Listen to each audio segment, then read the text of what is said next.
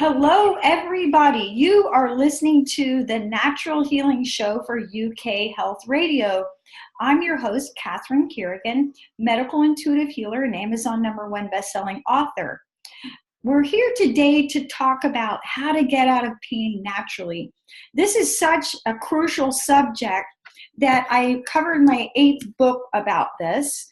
And my 8th book is The Difference Between Pain and Suffering. It was on Amazon for #1 for 22 days.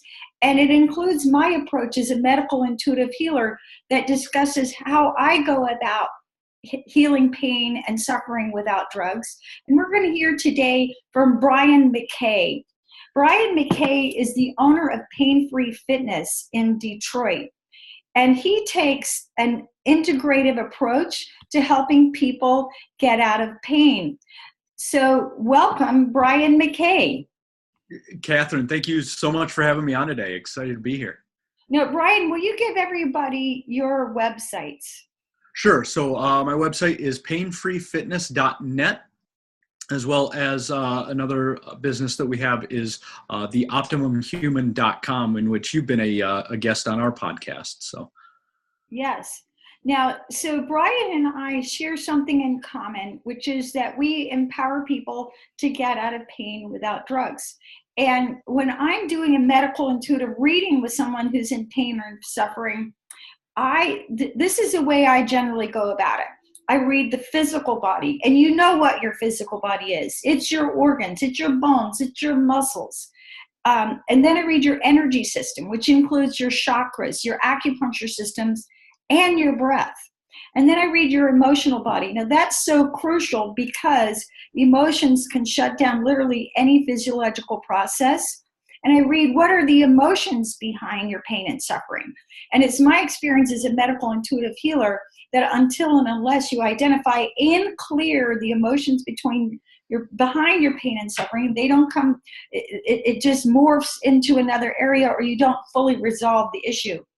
And then I look at the thoughts and beliefs in your mind, your mental body, that are causing the pain and suffering. And finally, I look at what's happening on the soul level with you that's causing the pain and suffering.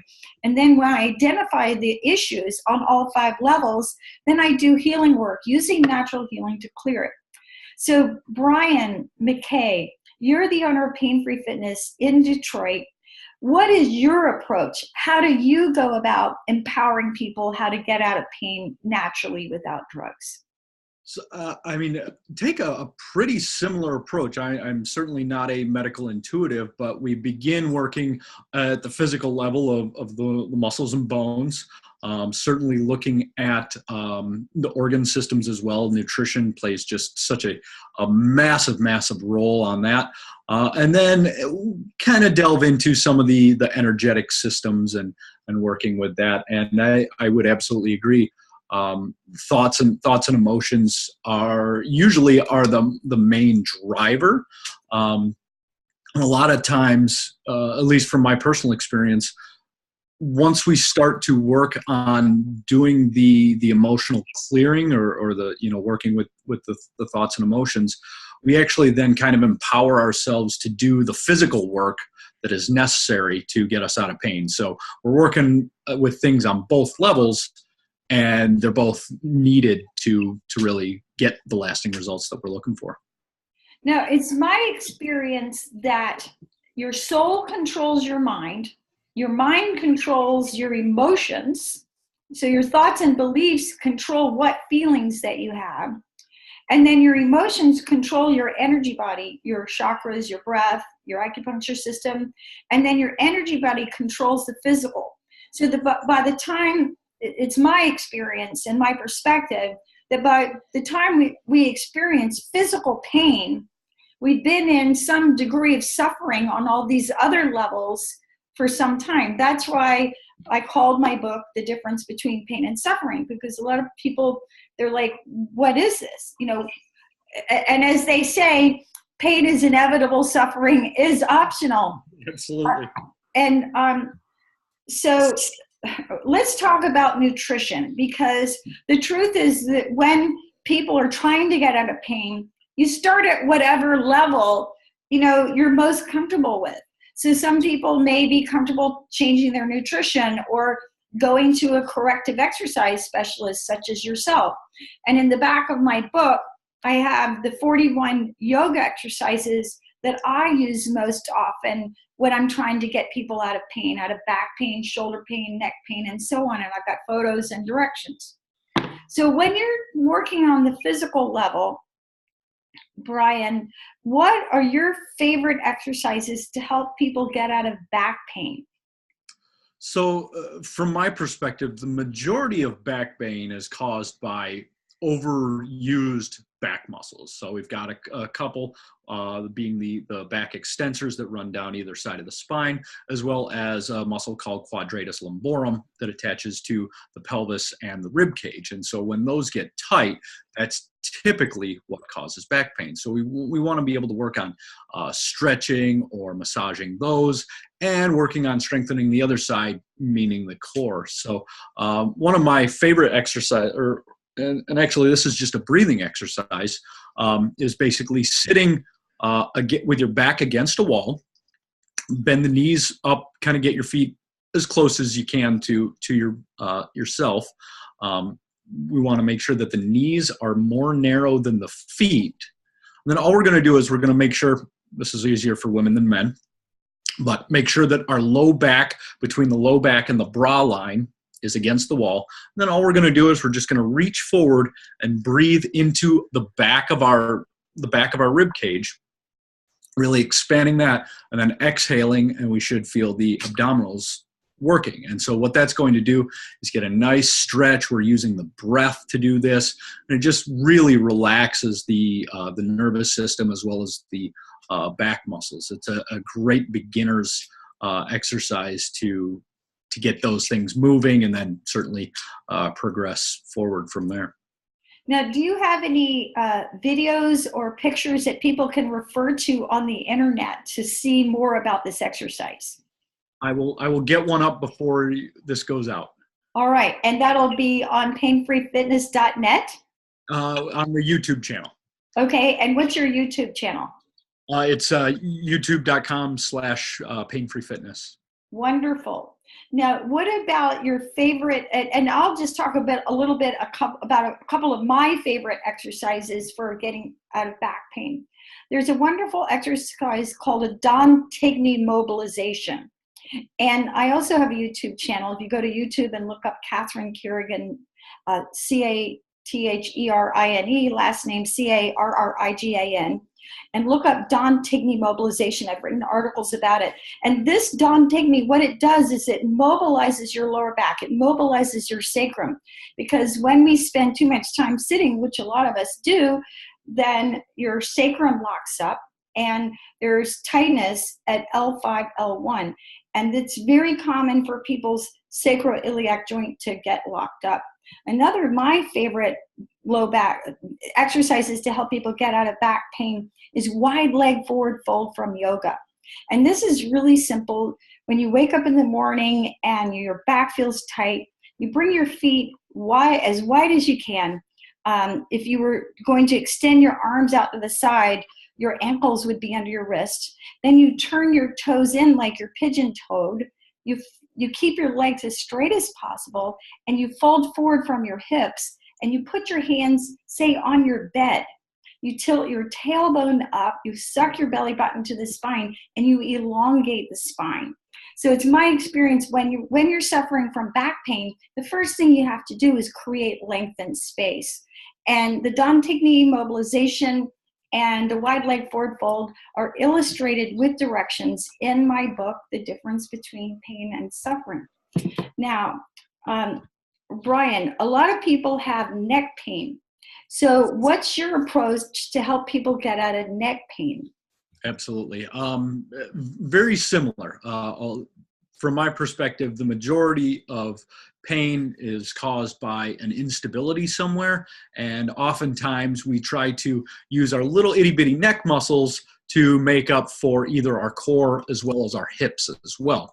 And so what I tend to do is teach people different self-massage techniques for releasing the three the three basic muscles that cause what's called forward head posture, which is basically the head doing this. So if somebody's at home, either standing or seated, if you go ahead and if you put your hand right on your low back and you shift your head forward, you will actually feel those low back muscles tightening up. And what that does, it's doing that to basically keep you from falling forward, just due to center of gravity.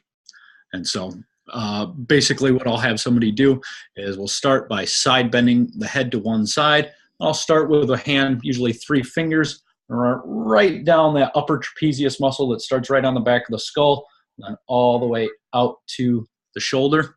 We want to use skin on skin, no oil or anything, and that kind of works not only the muscle itself, but the fascia as well. Another one, kind of difficult to show right here, but basically right at the base of the skull in the back, I'll take my thumbs and just kind of start in the center and drag them out to the side, and that will release the muscles in the back of the head. And then the last one is, don't have to clench the jaw, but just keep the teeth together.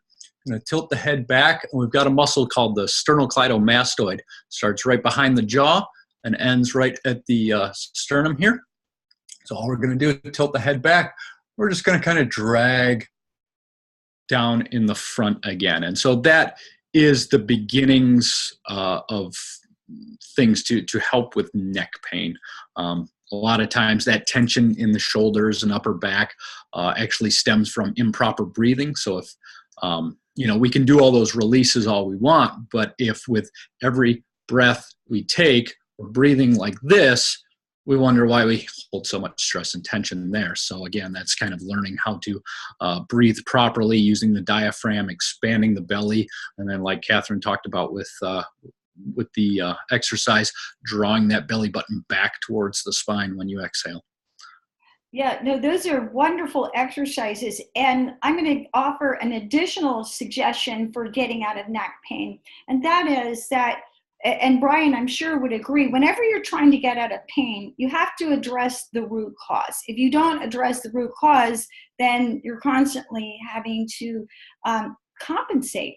And what I find from a physical perspective is that the root cause structurally of neck pain is often kyphosis, which is basically slumping. So when you slump, which a lot of people do, you slump at your desk, you slump when you're driving in your car, and when your upper back is slumped and your upper back curvature is greater than 35 degrees, your head has no place to go but forward. Every inch forward that your head is adds about 10 pounds of pressure onto your neck. So an exercise that I love to teach people to do to get out of neck pain is actually lying over yoga eggs. And depending on the degree of kyphosis and the degree of forward head posture, you may need 1 or 2 yoga eggs behind your head. And basically what this does, it's a restorative yoga pose where you lie over some props, and it allows your chest to open, and it corrects that slumping posture. And I have to say that among my yoga students, lying over yoga eggs is their favorite exercise. It's a passive exercise, and it allows the tight muscles in your chest to relax. And it teaches you how to be more upright. And again, you can learn how to do that in my book, The Difference Between Pain and Suffering. Now, Brian, what is the #1 mistake that you see people making when doing healing work on themselves? So the most common thing I see is people with physical structural distortions trying to heal things with anti-inflammatories. I don't think there's much that drives me more nuts than that, because I know that, yes, you may get some symptom relief, but you're not addressing the root cause by any stretch. When we've got postural distortions, we really need to work on those from my perspective. Yes, I couldn't agree more. And a lot of times people are not aware that they have a postural problem. So some of the common postural problems would be flat low back, not inadequate curvature in the lower back, when your lower back is the width of your hand. And so that area, the width of your hand, supports 2/3 of your body weight. So when you do not have adequate curvature in your lumbar spine, that those 5 vertebrae tend to compress, and they put tremendous pressure on those 5 vertebrae, on the nerves that go to your digestive system, your sexual organs, your kidneys, your all your reproductive functions, and as well as your sacrum. And then again, we talked about kyphosis and forward head posture. So there, and scoliosis, which is a huge problem for a lot of people. But natural anti-inflammatories are very helpful in addressing the nutritional aspect. So, so Brian, I'm going to talk a little bit about when I'm working with people in pain. One of the things that I do is recommend that they improve their nutrition. And I have a really simple little sentence that I teach people, and that is, nobody in their right mind eats cats. So what are cats? Caffeine, alcohol, tobacco, sugar, and then I refer to the friends of cats, fried foods, and gluten. And one of the things I talk about is, if you think about cats, and we do love our furry friends, but if you think you're in charge of cats, you're wrong. Cats are usually in charge of you. And if you start playing with the caffeine, alcohol, tobacco, and sugar and their friends, fried foods and gluten, then pretty soon the cats are going to be in charge of you and making you feel miserable. Now, why is this so important to understand? Because cats and their friends, fried foods and gluten, are pro-inflammatory. Anything that increases inflammation is going to cause more pain. So I say, get a hold of those cats in your life, reduce or eliminate the caffeine, alcohol, tobacco, sugar, and their friends, fried foods, and gluten, and you would be surprised. Usually I can cut someone's pain level in half simply by getting them to change their diet. So Brian, and I agree, you and I would agree, if you simply go to the doctor and take medication or get injections, you're going to have limited results. So what are some of the dietary tips that you have for your clients to get them out of pain? I mean, the first thing is to improve the quality of the food. I work with, people from all areas and all kinds of backgrounds, and just improving the quality of the food, getting to know your farmer and getting your meat from a farmer that you get to know on a first name basis is about the biggest thing that I can suggest. Certainly he had pain, but this former client of mine had triple bypass surgery. Got him on improving the quality of his foods, went back to the doctor. His wife is a talker. She was a radio personality for years, but the doctor held his wife hostage for 45 minutes, writing down every single change because his numbers were so vastly improved. Wow. And what did you do to make such a difference for this gentleman? He was following the dietary protocol, which again is just improving the quality of the meat for one, doing your best to get more vegetables, some fruit in the diet, cutting out all the other inflammatory boxed stuff. Some people can do well with dairy, others can't. I love my dairy. I love my ice cream. It hurts me every time. So I do it sometimes, and sometimes I make a better choice, but I like to live a little bit. And then the other one is the gluten or any type of grains, as far as I'm concerned. For myself and for many of my clients, we don't do well on any grains at all. Yeah. Now, you brought up something which is an important point, which is, hey, we're all human. And I joke I work with actual humans as opposed to the ones in textbooks. And actual humans, we have things that we like ice cream and other things. So one of the things that I talk to my clients about is the 80-20 rule. When you're healthy and at normal weight and you don't have serious diseases like cancer, or you're not in horrific pain, then do the 80-20 rule, which is about 80% of the time you're eating healthy food, and about 20% of the time you go off the reservation. But even when you go off the reservation, you eat like a goddess or a god if you're a guy. And if, however, you are in pain or you're overweight, then you may need to do the 90-10 rule or the 95-5 rule. But the sicker you are, the more in pain you are, the more you have to really pay attention to your diet. Now let's go back to what you were talking about meat. So will you share for our audience, why is it so important to eat high quality meat? And what's the problem with poor quality meat if people Sure. overeat? So at least over here in the States, the majority of store-bought meat is fed all kinds of just horrendous things.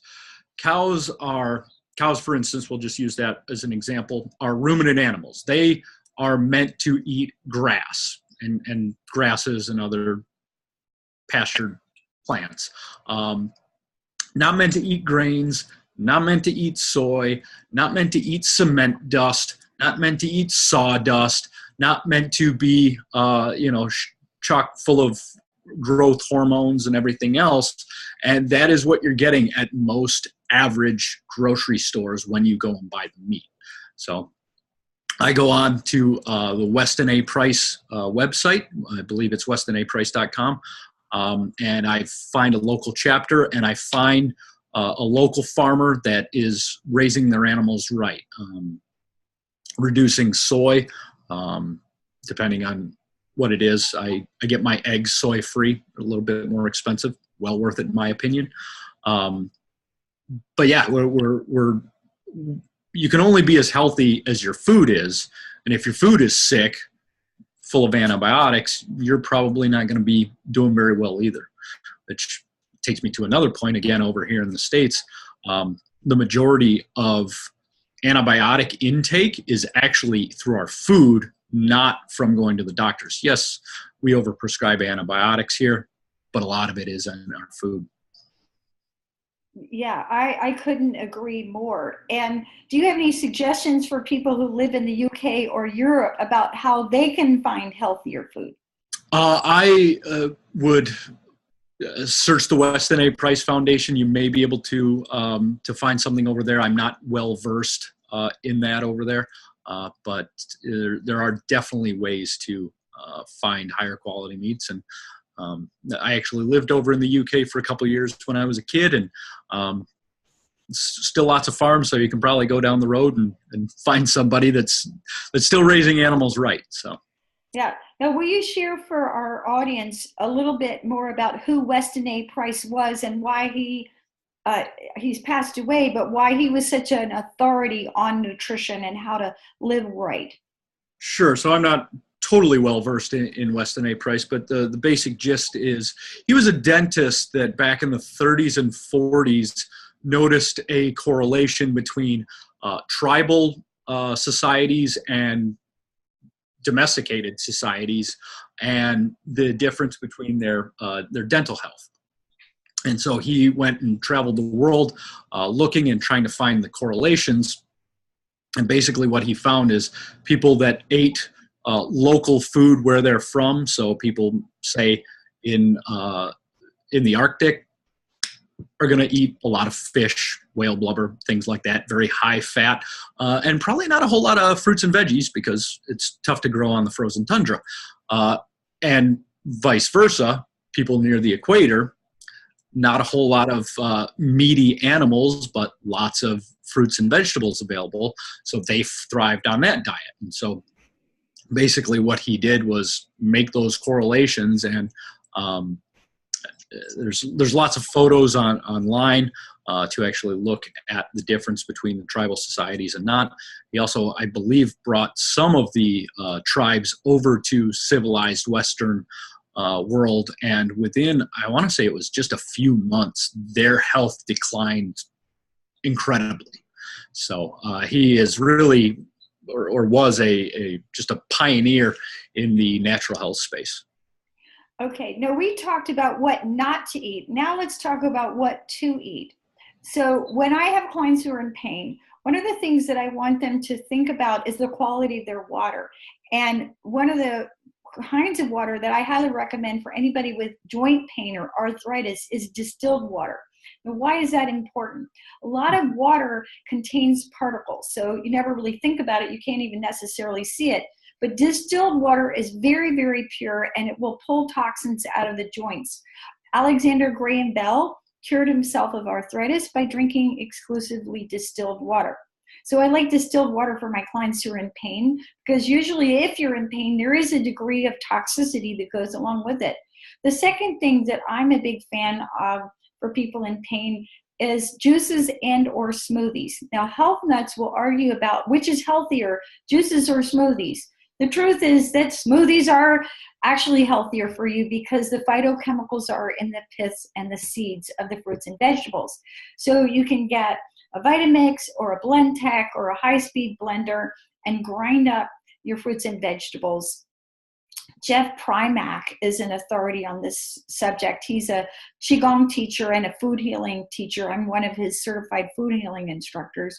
So I like lots of juices and smoothies, and by all means, really work on getting your 5 to 7 servings of fruits and vegetables every day. And by increasing your fruits and vegetables and increasing your hydration, you can dramatically alkalize your body and decrease the inflammation in your body. And then I also like natural substances like turmeric. And you can usually buy turmeric at your health food store. Lots of people purchase turmeric capsules, but you can also buy fresh turmeric just like you can buy fresh ginger. So turmeric and ginger are natural anti-inflammatories. I love to make ginger tea and get a crock pot, slice up some ginger, throw in some fresh filtered water, and maybe even a handful of goji berries to sweeten it. Goji berries are very high antioxidant food and will help you. What are some of your, and I may have taken it all up, but what are your foods that you really want people to eat when they are trying to get out of pain? I guess I typically don't really have any specific things for pain reduction, and it's more of just getting the body to start working in unison again. So it's just finding what's working for the individual and doing that. Again, I mentioned the dairy. I love dairy. It inflames me like crazy, and so I know that I need to stay away from it. And same with the grains and the gluten. So again, just finding what's going to work for you. Some people do well with muscle meat, others don't. Some people may prefer a little more broth to get the protein that they need. And then it's just basically vegetables both above ground and below ground, and then depending again on the individual, fruit in low quantities is what I typically recommend. Again, depending on the individual, everybody is a bit different. And I think Weston A. Price was a really good example of that. So, yeah, and you brought up a very important point, which is biochemical individuality. And I know that you and I have studied many systems of nutrition. There's an author by the name of Carolyn Mine, and she has a book called Different Bodies, Different Diets. And there's 26 body types. So when I'm typing people, I use that system because it's very, very specific. Because some people can be healthy as vegetarians, and other people actually really need to eat meat. And it's really about bringing your body into balance and identifying the foods that are very supportive of your body. And that can be very different for different people. As you said, Brian, some people, dairy, cow's milk products are absolute total nourishment for them. And other people, they cause severe digestive distress. Now let's go back to movement, Brian. Why do you think people have to move to get out of pain? yeah, so I mean, whenever we're stagnant, all that's going to do is let muscles atrophy or get weaker, as well as kind of tighten up and hold into position. So to basically stabilize joints. And so what we need to do is we need to be able to move correctly, learn how to use our body properly, and use corrective exercise to, again, get us out of pain. And certainly there are lots of exercise to reduce symptoms, and then there's lots of exercise that are actually going to really look at the root musculoskeletal cause of your pain and work on that. So it's finding the balance, at least for me, is getting people out of pain enough to get them moving again, and then working with, really challenging them and making sure that they stay out of pain. Now, Brian, can you give us an example of a client who came to you who was really stuck in tremendous pain, and you helped them with nutrition and exercise to feel great and start moving again? Yeah, absolutely. I've been working with a client for a few years now. She was actually one of my mentor's clients. He passed her on to me. And this woman had that very flat lumbar spine and had a radiating pain in her right leg, and also had a lot of difficulty walking, very difficult time pushing off that right leg. And so as a practitioner, you typically think, okay, flat back, we need to get more of a lumbar curve, which would be strengthening those low back muscles, strengthening the quads. And I tried that for a couple of years and really didn't make any progress. And so I ended up finding what's called the Postural Restoration Institute, and took one of their courses, as well as worked with a couple of their practitioners myself. And we actually started making a lot more progress working on strengthening the hamstrings, which would, again, seemingly, according to conventional thought, would flatten that back even more. But we have just had amazing, amazing results with doing that. So sometimes we need to take a step back, take a walk around the person or the thing, and maybe try something 180 degrees from what we were doing. So if we're used to laying around hoping that it's going to get better, 180 degrees would be, let's start moving. So yeah. Now, personally, from my perspective, when you are in pain, maybe your first impulse is to sit or lie down, but it's so crucial that you get up and move around. One of the things that happens when you sit or lie down too much is that your lymph system stops moving, and your heart pumps the blood. But the lymph system, the only way that your lymph moves is by exercise, massage, drinking water, or deep breathing. Now, when your you have lymph nodes all over your body, and you can think of your lymph almost like moving the trash out of your body. It helps to detoxify. And when you sit or lie down too much, you feel very, very sluggish, and the lymph pools, and you get leg pain, you feel exhausted, and it becomes this vicious cycle where you want to move even less. So it's really crucial that you start moving. And if I'm working with someone on exercise, I'm going to recommend they start with simple walking, and then at very low levels, joint mobilization work like Qigong or Tai Chi. Now, if you go to my website, unlimitedenergynow.com, I've got lots and lots of free Qigong videos that you can watch, as well as breathing exercises. So you can do breathing exercises to get your diaphragm moving, and Qigong to start mobilizing your joints, and then working with a highly trained person to analyze your posture. Now, Brian, you talked about posture. Why is it so crucial that we improve our sleeping, sitting, and standing posture when we get out of pain? I mean, really, basically, the posture, from my perspective, is the beginning position from which we do anything. And so when things are out of alignment, what's going to happen is, so let's say I have one shoulder higher than the other. So this is going to throw off everything. So you can even see my neck is now tilted to the right, shoulders up, and now everything else is going to be off.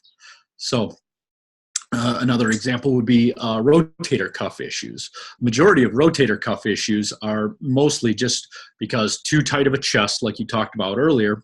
And so those muscles get put on stretch and stretch and stretch because they're being pulled forward so much. And eventually, you know, you've got tight muscles on one side, weak muscles on the other side. Eventually something's got to give. And so unfortunately, unless we're moving or correcting those postural issues, it's just going to keep tightening, weakening, and something eventually is going to give. And so the majority of, again, rotator cuff problems are easily preventable with just some basic movement and exercise. So it really comes down to finding what works for you and what doesn't. And I guess I'll piggyback on what you said earlier, is just, move, but move within range that you do not have pain. And then, sometimes when you work with a practitioner, sometimes you do need to increase your pain slightly, like a 1 to 2 out of 10 on the pain scale, just to get things moving again. Any more than that, pain is probably taking you in the wrong direction. Okay, so these are really, really helpful tips. And I'm going to talk a little bit about posture, because the definition of posture is the place and space in which you're most biomechanically efficient. So like Brian said, there's so many different ways that your body can be out of good alignment. And I'll never forget when I had a shoulder injury years ago. I ripped my right shoulder using a pickaxe in my garden. If you've been to CatherineCarrigan.com, you know that I'm an avid gardener. But a pickaxe can cause tremendous harm if you're not using it correctly. And at any rate, I'll never forget my yoga teacher getting me out of shoulder pain just by getting me to stand properly. That was very, very powerful to me to see that. So if I've got someone in pain and I'm having them sleep, one of the things I'm going to want them to do frequently is to put a pillow between your knees. So if you lie on your side with a pillow between your knees, that can be very, very helpful for you in just getting out of back pain. As far as sitting, you want to find your sit bones. And what are your sit bones? You've got little bony points somewhere in there in your rear ends. You've got some sit bones. So sit on your sit bones and find a small curve in your lower back. So you want to have a 30 to 35 degree curve in your lower back, even when you're sitting. And then lift and spread your chest as you're sitting and elongate your, reach the crown of your head towards the ceiling. How would you describe good standing posture, Brian? I'm sorry, I missed your question with the ding. Sure. How would you describe good standing posture?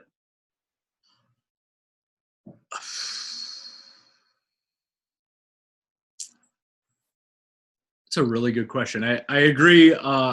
Standing, we should definitely have a nice approximately 35 degree curve in the low back. We shouldn't have any shoulders higher than the other or hips that lag behind, which is pretty common. You mentioned the sit bones. Typically, most people will actually sit more on their right sit bone than their left. And that's basically due to anatomical differences from the right and left side. We've got our heart on the left, liver on the right, bigger lung on one side than the other, things like that. So the body makes compensations for that.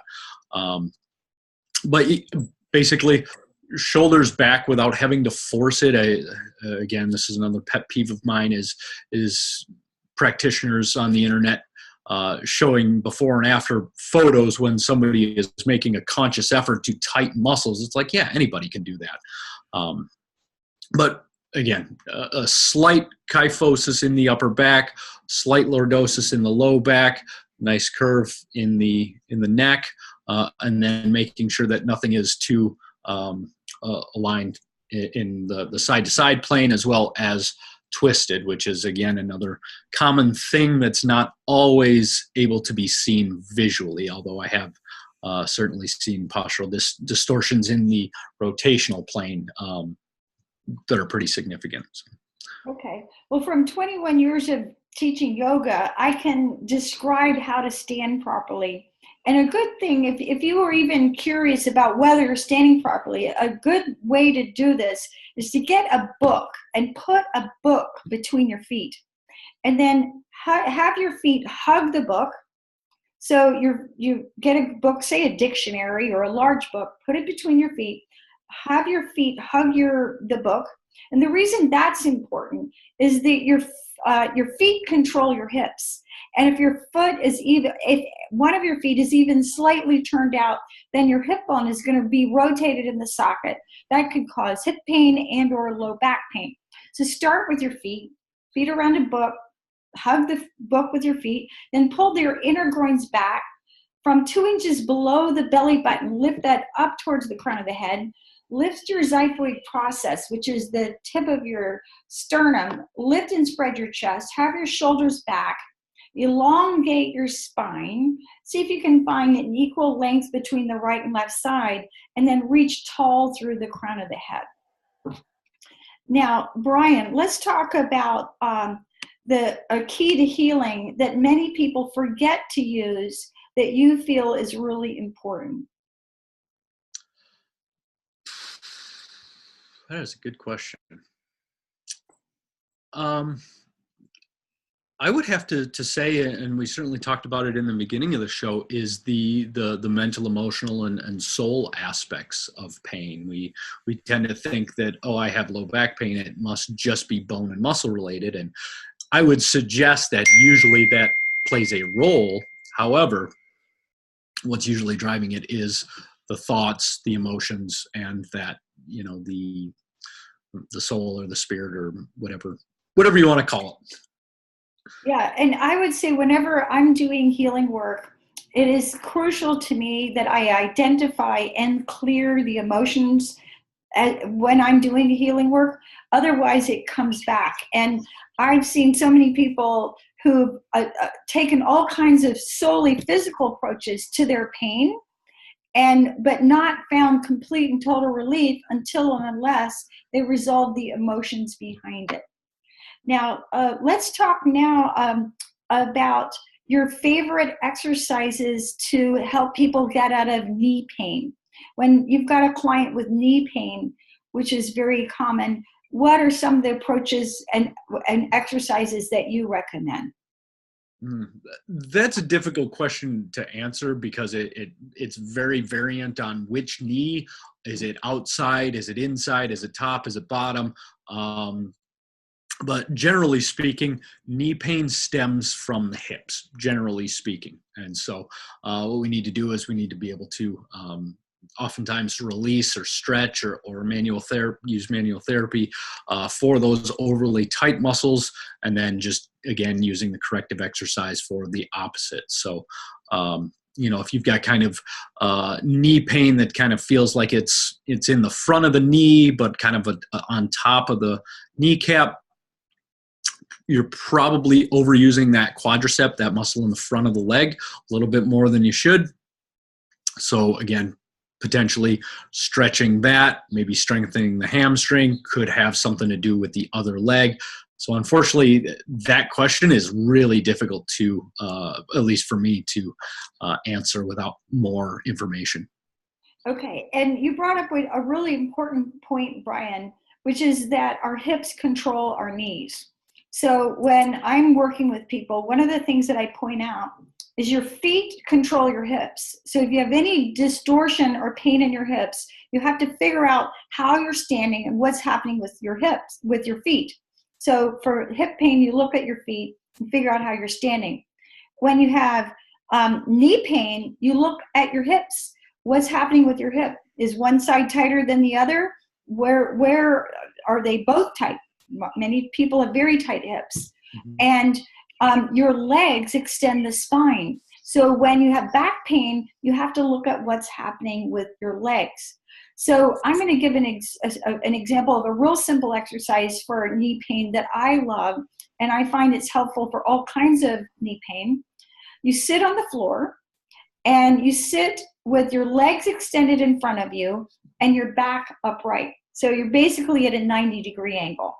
Now, you put a yoga block between your knees. If you don't have a yoga block, again, use a book. Most people have a book. And then, like a dictionary, big, thick book. Then you take a yoga strap.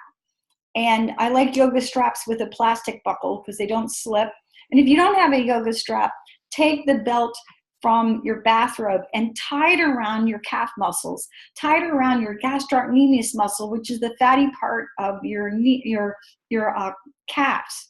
So tie a belt all the way tight around your knee, your gastrocnemius, the fatty part of your calf, and then isometrically for about 60 seconds with the block between your knees and the belt around your calf muscles, press out isometrically as hard as you can.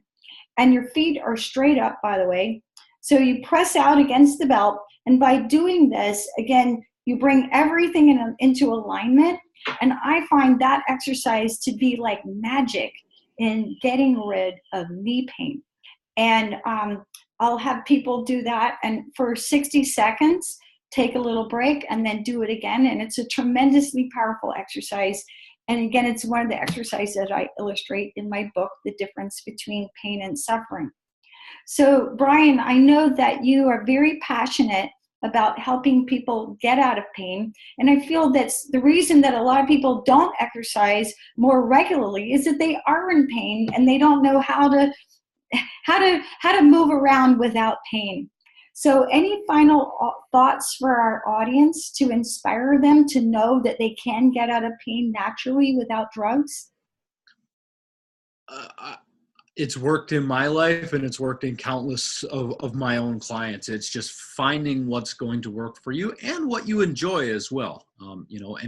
Again, like I said, anytime you're moving that's creating more pain than when you're sitting or standing or stagnant, probably stay away from that and find the stuff that does work. I've actually found recently, from my background, I've been kind of stay away from any exercise machines.